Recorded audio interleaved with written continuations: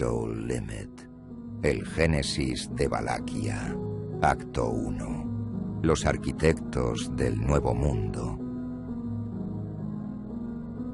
En las sombras de un siglo XX que agonizaba bajo el peso de su propia degeneración moral, la génesis del cambio no surgió de un gobierno ni de una corporación, sino de la obsesión privada de un hombre. Su nombre real se perdió deliberadamente en los archivos de la historia, borrado por su propia mano. En los círculos herméticos de la alta sociedad, se le conocía bajo el seudónimo de Yedei Elohim, manos divinas.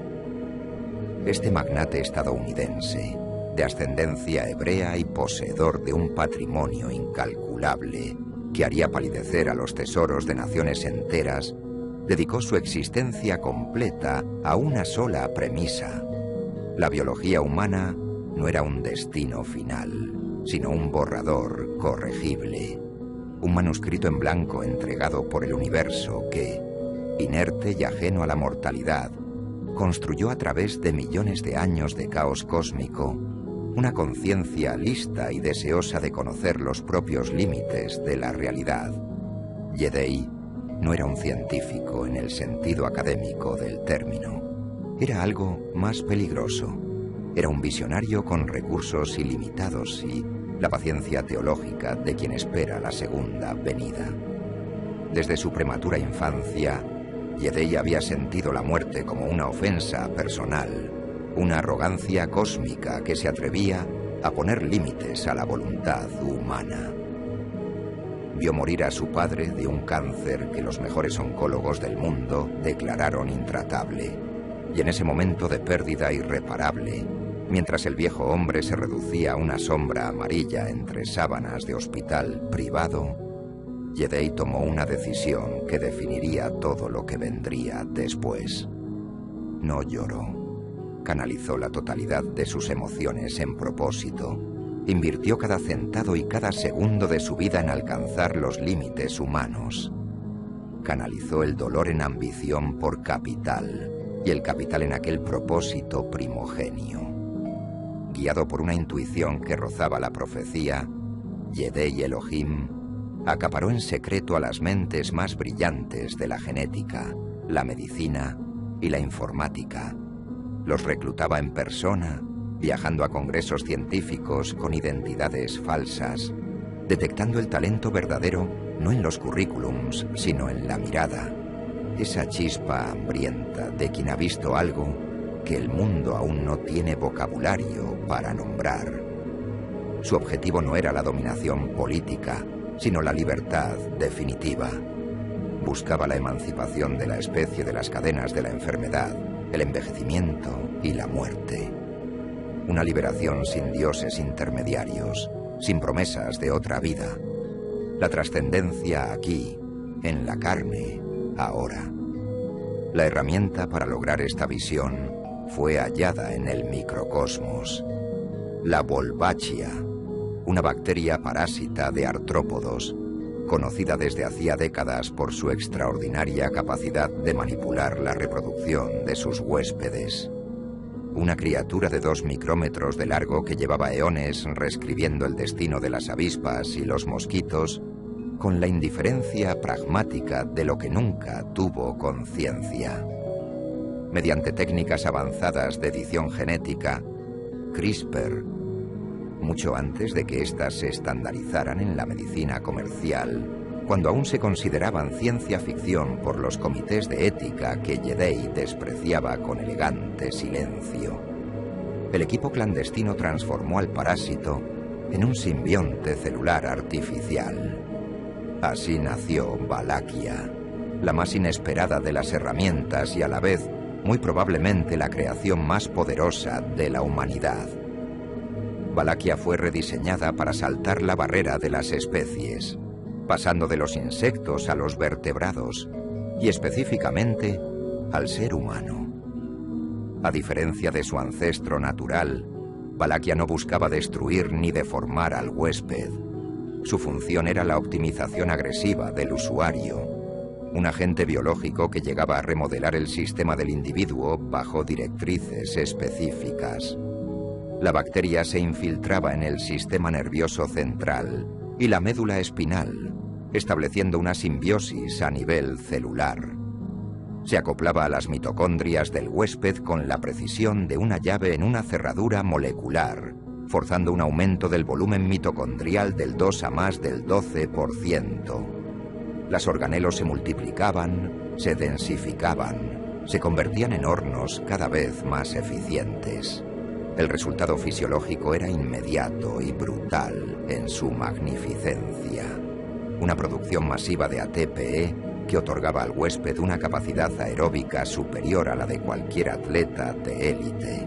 Una regeneración tisular acelerada que cerraba heridas en horas, consolidaba huesos en días y lograba lo que fue el máximo tabú científico: la detención efectiva del deterioro de los telómeros, los relojes biológicos que dictaban la fecha de caducidad de cada célula. El ser humano infectado dejaba de envejecer en el sentido tradicional. Se convertía en una máquina biológica de alto rendimiento, compacta, densa, perpetuamente joven, con una temperatura corporal elevada que hacía que su piel irradiaba un calor húmedo como un motor en funcionamiento continuo. Sin embargo, el precio de esta divinidad se pagaba con energía.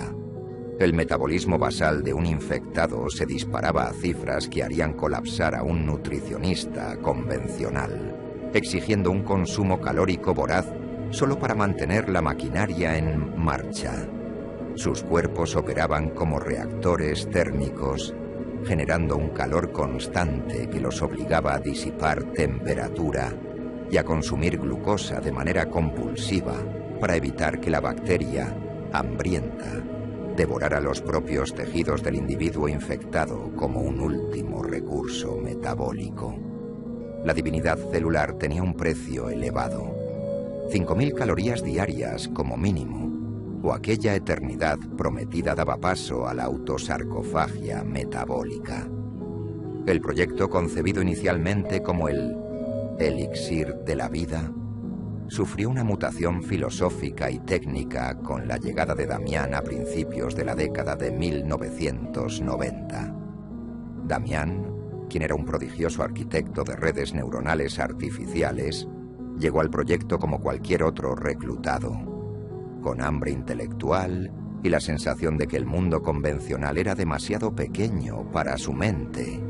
Pero desde el primer día en que puso los ojos en el código genético de Valaquia, vio algo que Yedei Elohim había pasado por alto completamente, algo que el filántropo nunca habría buscado porque nunca fue su intención encontrarlo: la capacidad de computación. La bacteria no era solo un agente reparador, era un sustrato, un hardware biológico que esperaba, con la paciencia infinita de la materia inerte, que alguien tuviera la audacia de escribirle un sistema operativo. Aprovechando la confianza ciega de su benefactor, esa confianza que Yedei regalaba con generosidad a las mentes que admiraba, sin sospechar que la admiración puede ser también un vector de traición, Damián alteró el código genético de la bacterial. Integró capacidades de programación biológica en los estratos más profundos de la cepa, convirtiendo la red neuronal del huésped en un hardware orgánico de una elegancia que ningún ingeniero de silicio habría podido concebir.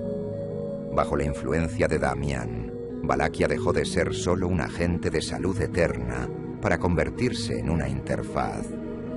La bacteria desarrollaba filamentos conductores, nanocables biológicos que conectaban neurona con neurona a través de las sinapsis, creando una red interna capaz de procesar información mediante paradigmas de programación orientada a objetos. El cerebro humano ya no solo pensaba, ejecutaba. Los metahumanos resultantes podían programar sus propios procesos cognitivos con una deliberación que antes era territorio exclusivo de la meditación y el entrenamiento de décadas. Podían crear algoritmos mentales para desglosar información compleja en fracciones de segundo o activar macros físicos y mentales con la precisión de un software de ingeniería corriendo en hardware de última generación. Antes de que el cielo se volviera gris y los océanos reclamaran la tierra, hubo un momento de silencio en un laboratorio estéril de los años 90. Un silencio que no era paz, sino la quietud tensa que precede a las cosas irreversibles. Mientras Yedei Elohim miraba a través del microscopio buscando la divinidad en la biología, Damián miraba la pantalla de un terminal buscando la estructura en el caos. Yedei quería curar la muerte. Damián quería formatear el paradigma de la vida, reescribirla desde el mismo kernel de la conciencia, sin pedir permiso a la evolución ni a la ética. Para el arquitecto de la caída humana, la bacteria Valaquia no era un milagro médico, sino un soporte de almacenamiento masivo, un hardware biológico esperando un sistema operativo con el que nadie más había soñado.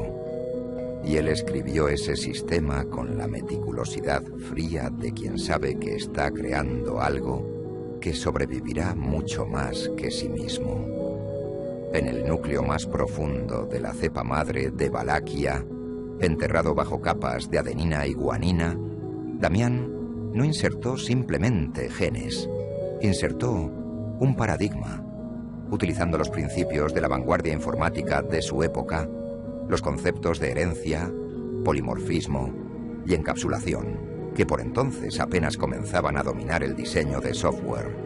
Estableció una arquitectura lógica rígida en el ARN de la bacteria, un lenguaje máquina para la carne, un código que ningún compilador humano podría leer, pero que cada neurona infectada ejecutaría con la fidelidad de un servidor que nunca descansa. Si el cerebro humano era el procesador y Valaquia el cableado, la mente necesitaba un protocolo para no colapsar ante la nueva realidad del ser, simultáneamente, biología y software. Damián llamó a este protocolo la superclase Objectum. No es una metáfora, no es poesía filosófica. En la oscuridad subconsciente de cada metahumano existe un bloque fundamental de código genético neuronal, un ancestro común inscrito en el propio ADN del simbionte, del que descienden todas las capacidades psíquicas que la humanidad modificada llegaría a manifestar. Al igual que en los lenguajes de programación, donde cada cadena de texto, cada número y cada lista hereda sus propiedades básicas de una clase primordial, en el plano mental, cada manifestación de poder es una instancia de este objectum primario. Cada técnica aprendida, cada macro desarrollado, cada barrera construida en el espacio compartido de las mentes enlazadas, todo hereda de ese código fundacional que Damián escribió en soledad durante noches de no descanso, mientras Yedei, ajeno a lo mundano, vivía una euforia de sueños megalómanos, ignorante de los bloques de código fundacionales que Damián desarrolló año tras año. Cada manifestación nueva del sistema era una herencia que se remontaba a ese laboratorio estéril, a esas manos sobre un teclado, a ese hombre que miró el código de la vida y decidió que podía mejorarlo con sus propias reglas. Gracias a la clase Objectum, el caos del plano mental se somete a reglas universales. Todo lo creado en esa simulación tridimensional sostenida por millones de mitocondrias ardiendo al unísono, hereda automáticamente métodos fundamentales, preguntas que la bacteria responde antes de que el trascendente las formule. ¿Tiene masa? ¿Ocupa espacio? ¿Puede colisionar? ¿Puede ser destruido? El trascendente no necesita pensar en la física del plano. La programación de la bacteria ya ha definido esos comportamientos básicos a través de la herencia del Objectum. Es la simplicidad extrema permitiendo una complejidad infinita. Los macros que los infectados intercambian o desarrollan no son más que funciones complejas encapsuladas en el ARN mensajero, pasadas de mente a mente como archivos adjuntos de carne y electricidad. Son circuitos lógicos construidos sobre la red neuronal, con la misma lógica que un programador usa para construir una biblioteca de código. Aprender una técnica nueva es, literalmente, compilar un nuevo script en el ARN mensajero. El organismo lo reconoce, lo integra, lo optimiza para el metabolismo específico del huésped. Más allá de la optimización individual, Damián introdujo en la cepa la capacidad de conexión entre dos conciencias, el puente que convertiría a la especie en una red en lugar de en una colección de individuos aislados. Incorporó en la cepa organelos ricos en ferritina, proteínas capaces de almacenar hierro con una densidad extraordinaria, transformando a cada neurona infectada en un nodo magnético de una sensibilidad que desafiaba cualquier instrumento de medición convencional. Cada célula nerviosa se convirtió en un transistor biológico capaz de emitir y recibir señales en el espectro electromagnético, operando con una precisión que los ingenieros de radiofrecuencia solo podían soñar. Esto permitió a los infectados generar y percibir campos electromagnéticos con una resolución extraordinaria, creando lo que algunos llamarían precariamente un Wi-Fi biológico, aunque la metáfora digital apenas roza la realidad orgánica de lo que Damián había diseñado.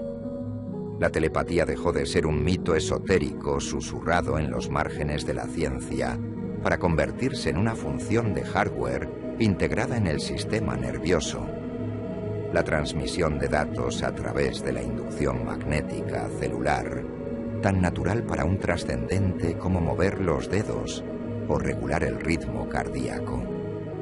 En los meses que siguieron a la primera infestación exitosa de la cepa madre, Yedei y su séquito más íntimo, un grupo de 12 hombres y mujeres seleccionados entre lo más brillante de cada disciplina, los mismos que habían trabajado en silencio durante años para hacer posible Valaquia, experimentaron el despertar. No fue un proceso gradual, fue un estallido. La fiebre duró 4 días para la mayoría y 6 para los más resistentes, y cuando amainó, el mundo tenía una textura diferente. Podían sentir el campo magnético del planeta como una corriente tibia bajo la piel.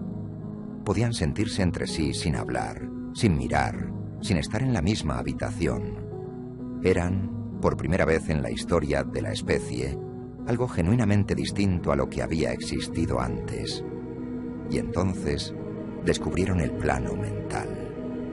Fue Yedei quien lo abrió primero, con esa audacia de quien siempre ha estado convencido de que el universo le debe una revelación. Extendió su campo electromagnético recién adquirido hacia los campos de sus colegas, con la delicadeza de quien toca una superficie desconocida en la oscuridad.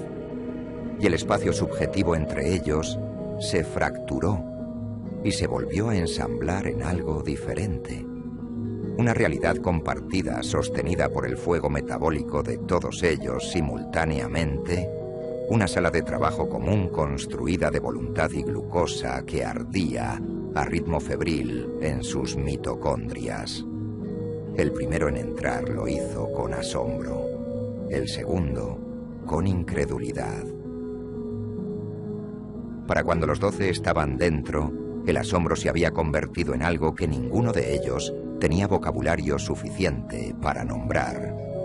Lo que Yedei y su séquito descubrieron en ese espacio compartido fue que el plano mental no era solo un lugar para comunicarse, era un laboratorio, un taller de creación donde la materia se construía de información y la información tenía peso, volumen, textura, donde la física obedecía no a las leyes universales, sino a las intenciones de quien las formulaba con suficiente precisión y energía para sostenerlas. Los experimentos comenzaron con timidez y escalaron con una velocidad que habría aterrado a cualquier observador externo. Construyeron modelos moleculares en 3 dimensiones. Estructuras proteicas de una complejidad imposible de representar en ninguna pantalla, girando en el vacío luminoso del plano mental con una fidelidad que los instrumentos físicos del laboratorio tardaban semanas en proporcionar. Simularon trayectorias orbitales, proyectando satélites y estaciones espaciales en el espacio compartido de sus mentes enlazadas y calculando perturbaciones gravitacionales con una velocidad que hacía parecer lentas a las supercomputadoras de la época. Gestionaron las fortunas incalculables de Yedei mediante algoritmos financieros que corrían en el sustrato de sus propias neuronas, prediciendo movimientos del mercado con una precisión que habría hecho colapsar cualquier sistema regulatorio si alguien lo hubiera sabido. Construyeron, en el silencio privado de ese espacio sin paredes, los planos de naves espaciales que ningún ingeniero humano no modificado habría podido diseñar. Naves con arquitecturas propulsivas que rompían los límites de lo que la física del siglo XX consideraba posible, porque sus mentes enlazadas podían procesar simultáneamente variables que a un solo cerebro le habrían llevado décadas reconciliar. Flotaban en el plano mental durante horas, 12 dioses recién nacidos, simulando la conquista del cosmos con la euforia de niños que descubren que el patio de juegos no tiene límites visibles. Yedei los observaba con una satisfacción que era casi religiosa. Esto era lo que había buscado. Esto era lo que justificaba cada año de obsesión, cada dólar invertido, cada convención a la que había asistido con identidades falsas. La humanidad había dado el siguiente paso. Él lo había dado posible. Era el arquitecto de la trascendencia. Y la trascendencia era más hermosa de lo que había imaginado. No vio venir lo que llegó después, porque no estaba mirando en la dirección correcta. Estaba mirando hacia arriba, hacia las estrellas que simulaba conquistar, mientras Damián miraba hacia adentro, a la materia gris atrapada, hacia las grietas en el código que él mismo había diseñado con ese propósito. Pero la visión de Damián era oscura en su núcleo, oscura con esa clase de oscuridad que no se ve desde afuera, porque está revestida de brillantez técnica y envuelta en el lenguaje aséptico de la innovación. Mientras Yedei soñaba con una humanidad libre para desatar su infinito potencial, una humanidad que bailaría en el espacio mental como dioses juveniles y eternos, emancipada de la enfermedad y del tiempo, Damián codificaba la subyugación en los mismos cimientos de ese paraíso, con la paciencia meticulosa de quien construye una trampa dentro de un regalo y sella ambos con el mismo papel. En la cepa original, la cepa madre, que sería la fuente genética de todo lo que vendría después, Damián insertó sus instrucciones más profundas en los estratos del código genético de Valaquia que ningún análisis convencional podría alcanzar.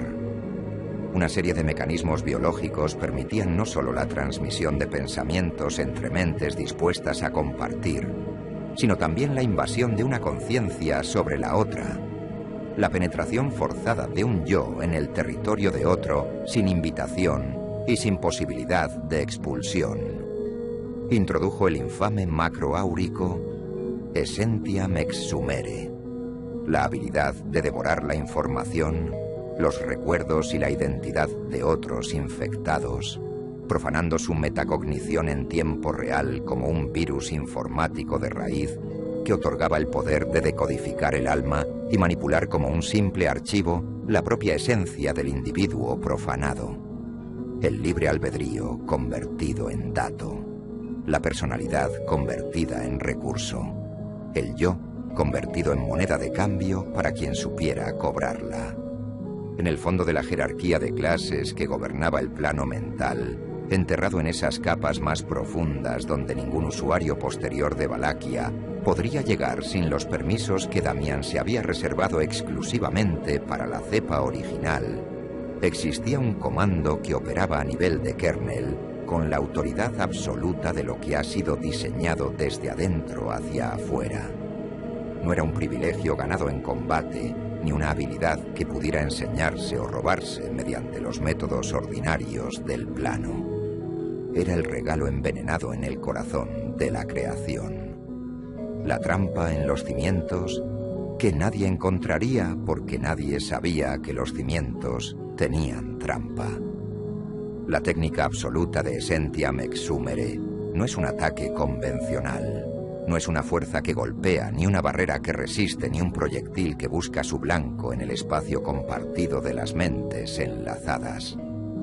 Es una violación de la encapsulación, el crimen informático más profundo que puede cometerse contra una mente, entrar donde no se tiene permiso y llevarse todo lo que hay dentro, sin dejar nada que indique que alguna vez hubo algo. En la programación orientada a objetos, las clases protegen sus datos privados detrás de muros de acceso restringido para que otros no puedan alterarlos arbitrariamente desde el exterior. Es una de las reglas fundamentales sobre las que se construye cualquier sistema complejo, la garantía de que cada objeto conserva la integridad de su propio estado interno. Essentiam Exumere rompe esa regla con la brutalidad silenciosa de un rootkit de nivel 0. No llama a la puerta. No busca vulnerabilidades en la superficie. Accede directamente a la raíz del sistema del oponente, saltando todos los protocolos de defensa como si no existieran, porque fueron diseñados para proteger contra ataques externos. Y esto no viene de afuera. Viene desde el kernel mismo. Desde el idioma que todos los infectados hablan sin saber que lo hablan.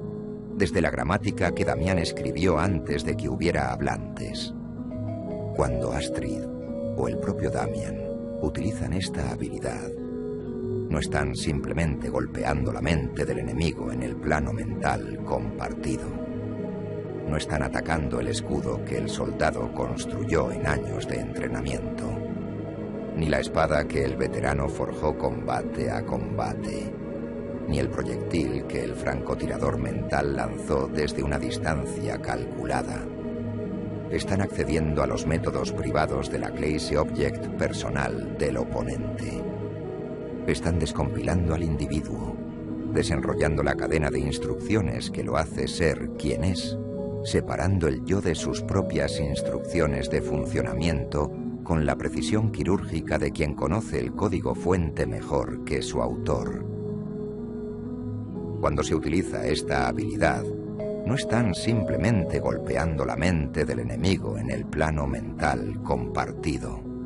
No están atacando el escudo mental que el soldado construyó en años de entrenamiento, ni la espada que el veterano forjó combate a combate, ni el proyectil que el francotirador Aurico lanzó desde una distancia calculada. Están accediendo a los métodos privados de la clase object personal del oponente. Están descompilando al individuo, desenrollando la cadena de instrucciones que lo hace ser quien es, separando el yo de sus propias instrucciones de funcionamiento con la precisión quirúrgica de quien conoce el código fuente mejor que su autor. Es por esto que el macro es tan profundo y devastador, tan irreversible en su alcance, que ninguna medicina del Nuevo Mundo tiene vocabulario para describir lo que cura. No interactúa con la superficie de la proyección mental. Interactúa con el código fuente que genera esa proyección. Borra las definiciones. Roba las bibliotecas de memoria acumuladas en décadas de experiencia vivida. Reescribe el puntero de la identidad hacia una dirección que ya no corresponde a nadie, dejando la arquitectura neuronal intacta y vacía, como un edificio perfecto del que han retirado todos los habitantes y todos los muebles, y hasta el recuerdo de que alguna vez hubo vida adentro. Es el Big Bang de la programación inversa, aplicado al alma humana. No crea, sino deshace la creación con la misma energía que la creación requirió. Y lo que queda cuando el proceso termina no es una persona derrotada, no es un cadáver, es un solar vacío, con el corazón aún latiendo, con los pulmones aún respirando, con los ojos abiertos hacia un mundo que ya no tienen el contexto para interpretar. El destino de Yedei Elohim fue la primera prueba de este nuevo orden y también la más cruel, porque fue él quien proporcionó sin saberlo las condiciones perfectas para su propio sometimiento. Fue él quien construyó el complejo de investigación. Fue él quien reclutó al arquitecto de su propia caída. Fue él quien extendió la confianza ciega que Damián necesitaba para trabajar sin supervisión en las capas más profundas del código. Esa confianza que Yedei regalaba con generosidad genuina a las mentes que admiraba, sin sospechar que la admiración puede ser también un vector de traición y que la brillantez no es garantía de lealtad. El hombre que buscaba liberar a la humanidad se convirtió en el primer esclavo de su propia creación, reducido a un cascarón que caminaba y obedecía y firmaba documentos con el nombre que ya no le pertenecía, en una confrontación mental de proporciones que la historia posterior solo podría registrar como leyenda, porque no hubo testigos capaces de sobrevivir y articular lo que presenciaron en su totalidad. Damián utilizó las puertas traseras que había inscrito deliberadamente en la arquitectura de Valaquia para entrar en el plano mental de Yedei sin invitación. La batalla que siguió no dejó rastros físicos visibles. Los cuerpos de ambos permanecieron inmóviles en sus respectivas sillas, conectados como siempre a través de sus campos electromagnéticos, respirando con la regularidad de quienes duermen.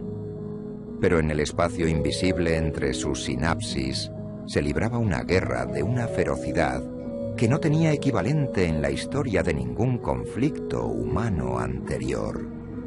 Se habla, en los círculos más herméticos de los trascendentes primogenios, que sobrevivieron lo suficiente para transmitir fragmentos de la historia, de que el campo áurico de Yedei era una maravilla de arquitectura mental. Décadas de pensamiento brillante cristalizadas en estructuras defensivas de una densidad que ningún metahumano posterior igualó con tanta naturalidad. Su plano mental era una catedral de lógica pura, construida pilar a pilar durante los meses de experimentación compartida con su séquito. Barrera sobre barrera, cada una más compleja que la anterior. Un laberinto de voluntad e inteligencia que habría detenido a cualquier atacante convencional como un muro detiene una ola. Se dice que Yedei combatió durante lo que, en el plano mental, equivalía a días, aunque en el mundo físico apenas transcurrieron minutos. Se dice que su defensa era tan elaborada que Damián tuvo que recurrir 3 veces a los permisos de kernel que se había reservado, descartando todo ataque superficial y penetrando directamente en los estratos más profundos del código identitario de su víctima. Se dice que Yedei, en los últimos instantes antes de la caída, comprendió todo: el diseño, la traición, la magnitud de lo que había creado sin saberlo, y que ese instante de comprensión total fue lo último que Yedei Elohim experimentó como él mismo, porque Damián, el maestro de Essentiam Exsumere, el devorador de almas, profanó al arquitecto de Valaquia en ese mismo momento de lucidez final, saqueando su ser con la eficiencia fría de quien ejecuta un proceso que ha ensayado en silencio durante años. Robó el vasto conocimiento acumulado en décadas de investigación. Robó los recursos, la red de cuentas, los contactos, los accesos a laboratorios y sistemas financieros que Yedei había construido durante toda su vida. Robó la autonomía, el libre albedrío, la capacidad misma de resistir, y dejó atrás un cascarón, el cuerpo de Yedei Elohim, perfectamente funcional, perpetuamente joven gracias a Valaquia, con el corazón latiendo y los pulmones respirando y los ojos abiertos y vacíos. Un peón zombificado en su propio tablero, disponible para ser movido por la mano de quien lo había derrotado. El séquito de Jedi corrió la misma suerte en las horas siguientes, uno por uno, con la sistematización de quien limpia una habitación antes de ocuparla. Así, Valaquia, la herramienta diseñada para matar a la muerte, se convirtió en el arma definitiva para matar el libre albedrío. Lo que Jedi soñó como la llave de la libertad eterna se reveló como la cadena más perfecta que la humanidad había forjado jamás, porque era invisible, porque se sentía como un regalo, porque quien la llevaba puesta no sabía que la llevaba hasta que era demasiado tarde para quitársela. Las semillas de una guerra que no se libraría solo por territorios, sino por el dominio mismo de la conciencia humana, habían sido sembradas en el corazón de la biología de la especie. Y el jardinero miraba su obra con satisfacción desde el lugar donde Jedi Elohim había estado sentado, usando su cara, usando sus manos, usando su nombre cuando convenía, sin que nadie en el mundo supiera que el hombre que llamaban por ese nombre ya no estaba dentro. El preludio del colapso no fue un accidente, sino una arquitectura deliberada. La caída de la civilización comenzó en las sombras, acelerada por la mano invisible de Damián, quien ya había reducido a Jedi Elohim a un mero títere biológico con el alma vaciada y sus recursos intactos. Habiendo asimilado su vasto conocimiento y esclavizado su voluntad, Damián utilizó el cuerpo de su antiguo mentor, con el cerebro consumido y controlado como un peón zombificado, obediente con la fidelidad idiota de la carne que no sabe que el inquilino ha cambiado, para orquestar una sinfonía de tensiones internacionales que ningún analista geopolítico del mundo habría podido atribuir a una sola mente, mediante una red indetectable de sobornos, de inteligencia robada y manipulación estratégica ejecutada con la paciencia de décadas, impulsó insurgencias simultáneas que fracturaron la paz global con la precisión de un cirujano que conoce exactamente dónde están las arterias. En Oriente Medio, células radicalizadas que llevaban años en letargo recibieron fondos, armas y, en los casos más selectos, la cepa de Valaquia, en variantes diseñadas para el fanatismo y la insensibilidad al dolor, desatando masacres que escalaron rápidamente hacia una guerra total que los gobiernos de la región no podían contener ni querían admitir que habían perdido el control. En el Pacífico, instigó a China a una invasión prematura de Taiwán, bajo la falsa promesa de una victoria relámpago que el Pentágono no tendría tiempo de responder. Una promesa que llegó a través de canales tan profundamente infiltrados que los generales que la recibieron creyeron que venía de sus propios servicios de inteligencia. Y en las estepas rusas reactivó las heridas abiertas de Crimea con evidencia fabricada y filtraciones estratégicas que justificaron la reconquista brutal de los antiguos territorios soviéticos ante una opinión pública que llevaba años siendo preparada para ese momento sin saberlo. Todos los polvorines latentes del planeta, desde el conflicto en Azerbaiyán hasta las tensiones étnicas en Ruanda, desde las disputas territoriales del Mar de China Meridional hasta las fracturas internas de las democracias occidentales, detonaron al unísono con una sincronización que habría resultado imposible sin una mano coordinadora invisible. El mundo se sumió en un estado de histeria bélica irreversible y nadie supo buscar al director de orquesta porque nadie creía que pudiera existir algo así. El punto de no retorno se cruzó en 2019. En un intento desesperado por contener la hemorragia diplomática antes de que la sangre llegara a los océanos, se convocó una cumbre global en Washington DC, reuniendo a la élite política del siglo XXI bajo el mismo techo. Presidentes, monarcas, primeros ministros, secretarios generales y los diplomáticos más experimentados de cada potencia, todos convencidos de que el poder de su colectivo sería suficiente para detener la marea. Fue allí donde se perpetró el magnicidio más devastador de la historia humana. Un acto de violencia política tan monumental en su escala que hizo parecer pequeño todo lo que había venido antes, burlando los sistemas de seguridad más sofisticados de la hegemonía americana. Sistemas que Damián conocía en detalle, porque los había estudiado durante años a través de los ojos y la memoria de Yedei, quien había financiado parte de su desarrollo.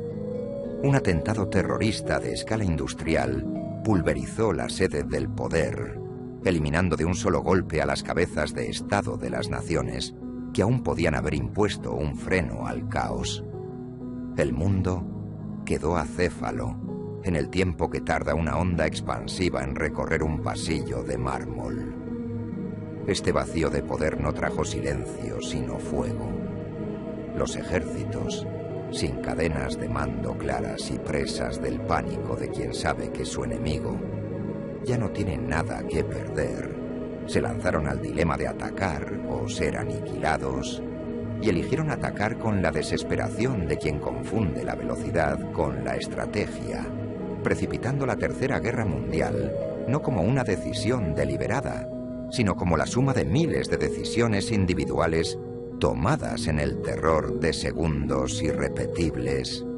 Sin embargo, la guerra no se libró solo en la superficie de un planeta que ya empezaba a quebrarse bajo el peso de lo que le hacían. En un intento mutuo de aniquilación total que escaló más allá de cualquier doctrina militar previamente concebida, las potencias atómicas desplegaron una nueva clase de horror que ningún tratado había prohibido, porque ningún tratado había imaginado que fuera posible. Armas de hidrógeno subterráneas, diseñadas para detonar bajo las placas tectónicas y los lechos oceánicos donde los sistemas de defensa antimisil eran inútiles y donde la detección llegaba siempre demasiado tarde.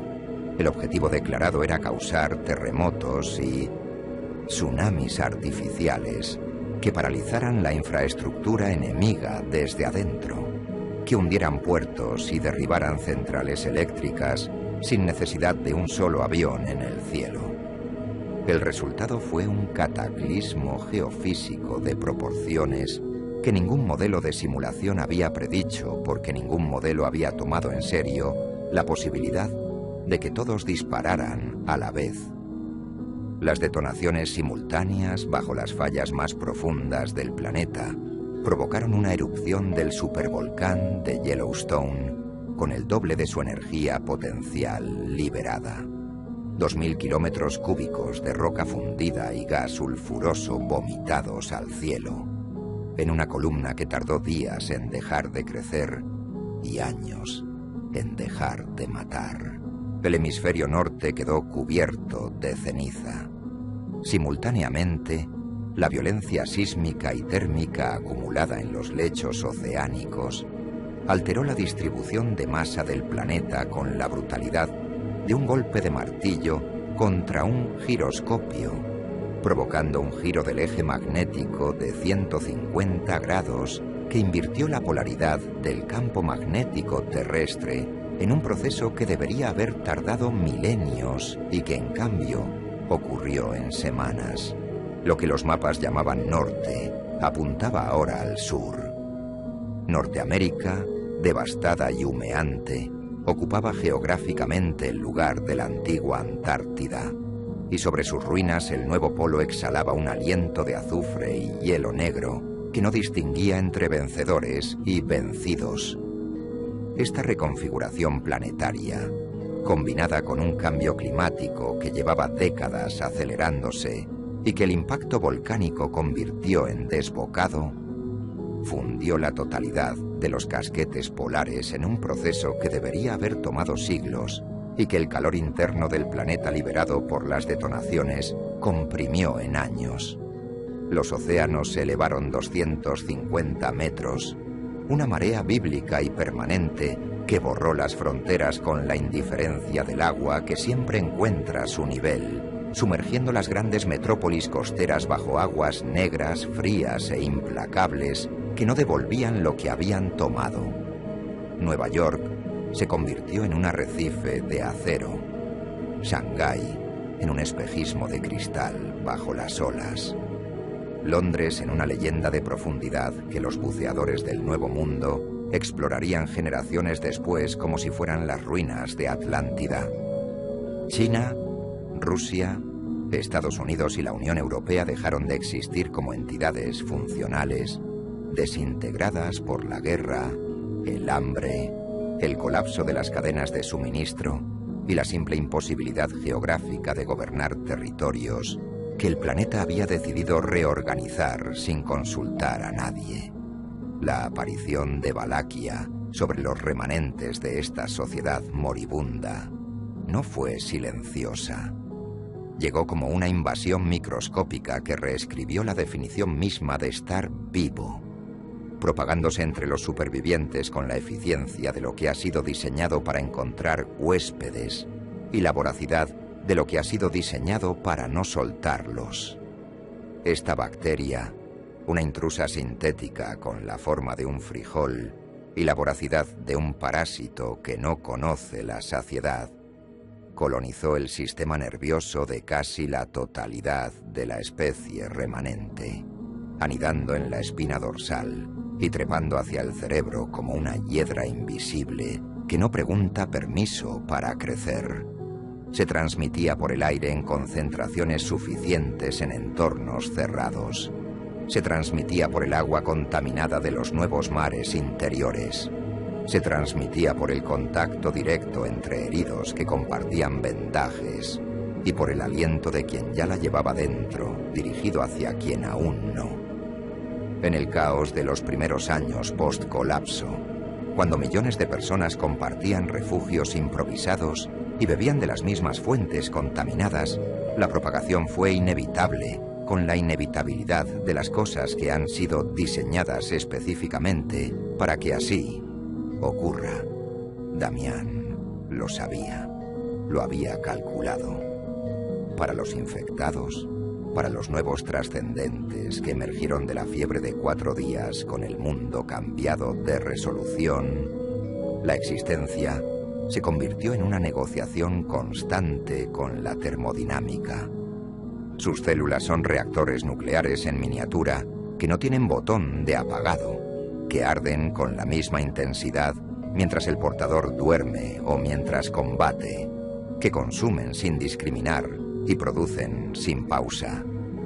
Ya no conocen la fatiga de los hombres antiguos, esa fatiga que era también un límite y un permiso para detenerse.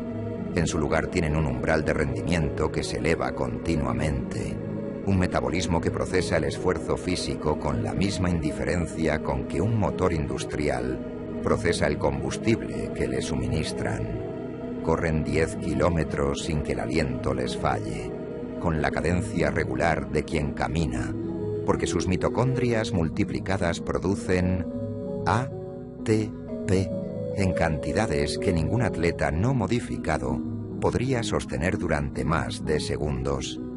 Levantan el doble de su peso con la indiferencia mecánica de una grúa hidráulica, porque sus fibras musculares han sido rediseñadas por el simbionte para operar en un régimen de eficiencia que la evolución natural habría tardado millones de años en alcanzar, si es que alguna vez lo habría alcanzado. La vejez se detuvo en seco. Los telómeros congelados en una juventud perpetua que no distingue entre el trascendente de 20 años y el de 60. Ambos tienen la piel tersa, los reflejos afilados, la densidad muscular de quien lleva meses entrenando sin jamás sobreentrenarse. Una inmortalidad biológica comprada con fiebre, sí, pero también con hambre. Siempre con hambre. Porque el costo de ser un dios es el hambre. Un trascendente no come por placer. Come para no devorarse a sí mismo desde adentro, con la implacabilidad de una bacteria que, si no encuentra combustible externo, convierte los tejidos del propio huésped en el combustible que necesita para seguir funcionando. Necesitan 5.000 calorías diarias solo para que el simbionte no empiece a consumir el músculo que protege, el nervio que conduce, la grasa que aísla. El mundo de 2040 está lleno de seres perfectos, de piel tersa y músculos compactos como cables de acero trenzado, que sudan vapor incluso en el frío polar.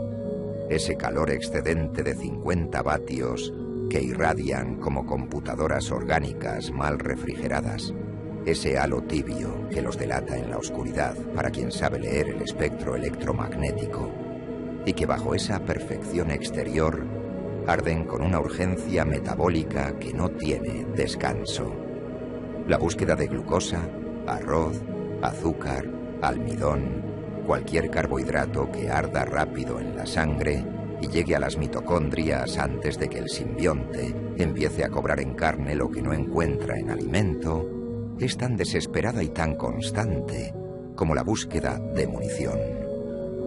Los trascendentes, que han sobrevivido más de una década, comprenden esto con una claridad que sus predecesores no tenían. La inmortalidad no es gratis, solo ha cambiado la factura. La soledad del aislamiento geográfico en este mundo roto y reordenado es una mentira que el espacio físico intenta sostener, pero que la biología desmiente constantemente. En este nuevo orden, donde los satélites son chatarra orbital y las autopistas son ríos de lodo o cauces de nuevos mares, donde los ejércitos se comunican por radio de onda corta y las noticias tardan semanas en cruzar lo que antes era una frontera, el silencio verdadero ha muerto de todas formas. Murió el día que el primer trascendente extendió su campo electromagnético y sintió el de otro a 1 kilómetro de distancia palpitar como un corazón ajeno en su propio pecho. Valaquia tejió una red invisible entre las mentes, formada por filamentos proteicos que brotan de las neuronas como raíces de un árbol que busca agua en todas las direcciones. Filamentos que actúan como antenas vivas, sintonizadas en frecuencias que ningún receptor artificial puede interceptar ni jamear, porque no son señales en el espacio vacío, sino vibraciones en el tejido nervioso mismo. El aire ya no solo transporta viento y ceniza volcánica, y el olor a ozono de las tormentas electromagnéticas que el polo invertido genera sin pausa. Transporta pensamientos. Transporta la sombra de las emociones ajenas, el eco de las memorias que se filtran entre mentes que duermen demasiado cerca, la presión fantasmal de la voluntad de otro trascendente que ha decidido expandir su campo, más allá de los límites de cortesía que los más disciplinados aprenden a mantener. Los metahumanos aprendieron a sentir el electromagnetismo con la naturalidad con que los ciegos aprenden a leer con los dedos, primero con esfuerzo consciente, luego con hábito, finalmente con una fluidez que hace que el mundo previo parezca empobrecido. Pueden percibir el latido de un generador eléctrico a 100 metros como una vibración sorda en la base del cráneo. Pueden detectar la presencia de otro infectado por la perturbación sutil que su campo magnético personal causa en el campo magnético local.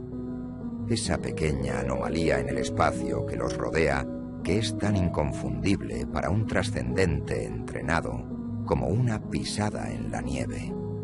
Pueden rastrear convoys por el zumbido agregado de sus baterías de litio, localizar sobrevivientes no infectados por la ausencia de esa perturbación característica, calibrar la potencia de un enemigo por la densidad y la temperatura de su aura electromagnética antes de que el enfrentamiento físico comience. Y lo que es más aterrador, lo que cambia la naturaleza de la guerra y de la paz y de todo lo que existe entre ambas, aprendieron a conectarse deliberadamente, a sincronizar sus frecuencias como radios buscando la misma emisora en el dial, creando ese espacio compartido donde la física obedece a la voluntad y el tiempo se estira hasta que un segundo del mundo exterior cabe dentro de minutos de realidad subjetiva. La telepatía se convirtió en una herramienta táctica de una utilidad que ningún sistema de comunicación artificial habría podido replicar. Dos mentes pueden tocarse en el plano mental con la intimidad brutal de quien comparte un sueño, intercambiando recuerdos como quien intercambia archivos entre dispositivos conectados, con toda la fidelidad y toda la violencia de sentir la experiencia ajena como propia, de llorar con el llanto de otro o temblar con su miedo sin poder distinguirlos del propio, o destruirse mutuamente en ese plano virtual donde la imaginación tiene peso y filo y donde la derrota no es metafórica sino neurológica, donde perder es quedar en estado vegetal con el cuerpo intacto y la persona que lo habitaba desaparecida para siempre en el vacío de lo que Damian diseñó para que fuera la tumba perfecta, sin cadáver, sin evidencia, sin posibilidad de justicia. Sobre este tablero de ajedrez biológico donde las piezas son civilizaciones enteras y los movimientos cuestan millones de vidas, las nuevas potencias, emergidas del cataclismo, mueven sus fichas con la frialdad de quienes han aceptado que el mundo que conocían no va a volver y que la única pregunta relevante es quién diseñará el que viene.